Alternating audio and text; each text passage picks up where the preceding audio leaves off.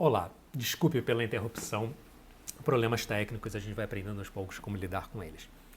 Eu ia fazer um parênteses, eu contei, né, que Hamlet entra em cena lendo um livro, né? Hamlet entra lendo um livro, nesse primeiro encontro dele com o mundo dos vivos, e ele diz que lê apenas palavras, palavras, palavras. Ora, 400 anos depois de Shakespeare, e com um oceano de distância no século XIX brasileiro, Machado de Assis fez uma referência maravilhosa numa crônica publicada em 1893, em que ele diz que se Hamlet vivesse no Rio de Janeiro daquele momento, em vez de dizer apenas o que você está lendo? Palavras, palavras, palavras, ele diria boatos, boatos, boatos. Fim de parênteses, voltamos ao Hamlet. Essa cena em que Hamlet entra lendo um livro, que a gente não sabe qual é, ela é fundamental, ela é icônica, e não importa que livro ele está lendo, não adianta, não há porquê investigações históricas nesse sentido, o que ele estaria lendo.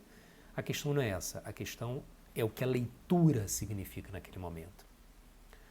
A tragédia de Shakespeare ela pode ser lida, em grande medida, como a tragédia de um entrelugar entre dois regimes, de uma falta de lugar entre um mundo ainda muito feudal, né, com presenças de fantasmáticas, ainda ligado a uma tradição, né, extremamente feudal, e um mundo, digamos assim, mais próximo de um iluminismo, de luzes, né, de um humanismo, melhor dizendo, né,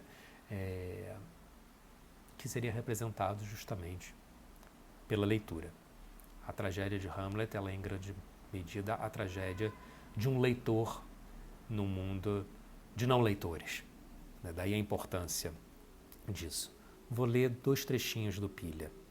Essa tensão e essas ideias novas estão encarnadas no livro que ele lê. Simplesmente um signo de um novo modo de pensar oposto à tradição da vingança.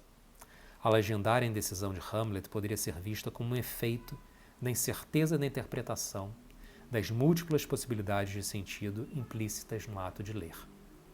Seria possível afirmar que Hamlet vacila porque se perde na vacilação dos signos.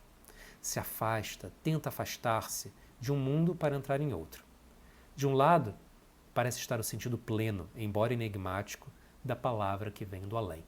Do outro está o livro. No meio está o palco. Enfim, food for thought. Muitos temas para nós conversarmos na sexta-feira. Esse vídeo já está ficando muito longo, eu sei que assim, a distância, a nossa capacidade de manter a concentração é menor do que ao vivo, então eu vou ficando por aqui. Agora, então vocês têm esse texto do Ricardo Pilha para ler para sexta-feira. Eu vou mandar para vocês o texto do Abrolhos e eu vou mandar um outro material sobre o qual eu vou falar agora rapidamente antes de encerrar, que é o seguinte: nós precisaremos conversar um pouco sobre a ideia fazendo um terceiro triângulo, né, para completar a tríade de trios conceituais dessa nossa primeira aula. Há 3 conceitos fundamentais com os quais nós vamos lidar durante todo o curso, que são o de deslocamento, que nós abordamos relativamente bem hoje, né, e vamos discutir mais na sexta-feira, e o de cânone e de intertextualidade.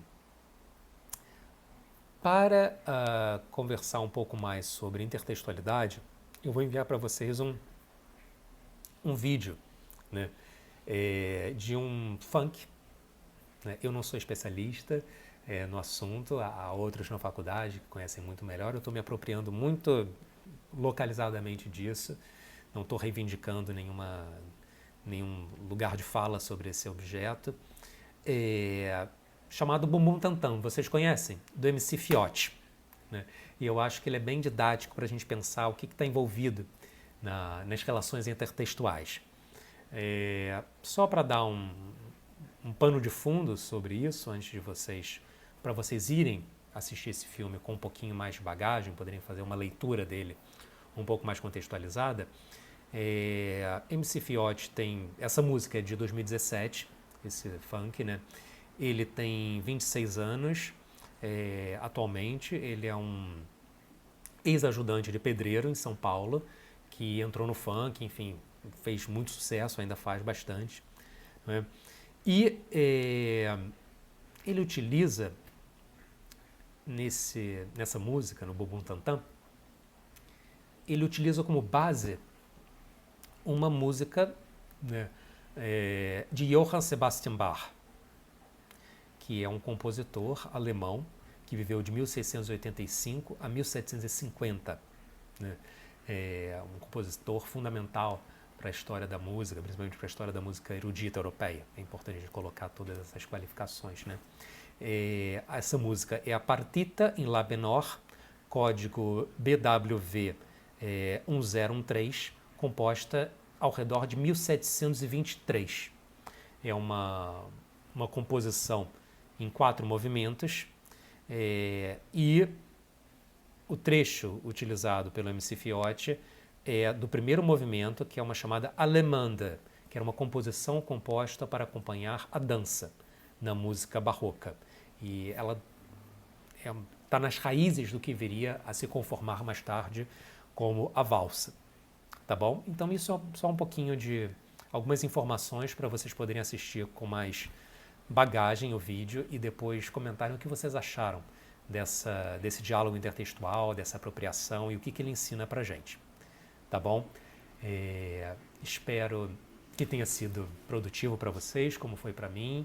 Por favor, estejam todos aqueles que puderem, todas aquelas que puderem, na sexta-feira no nosso encontro. Me deem um retorno tanto sobre o conteúdo da aula quanto a sua forma, e qualquer questão estou sempre à disposição, ok? Um abraço a todas e a todas e boa semana.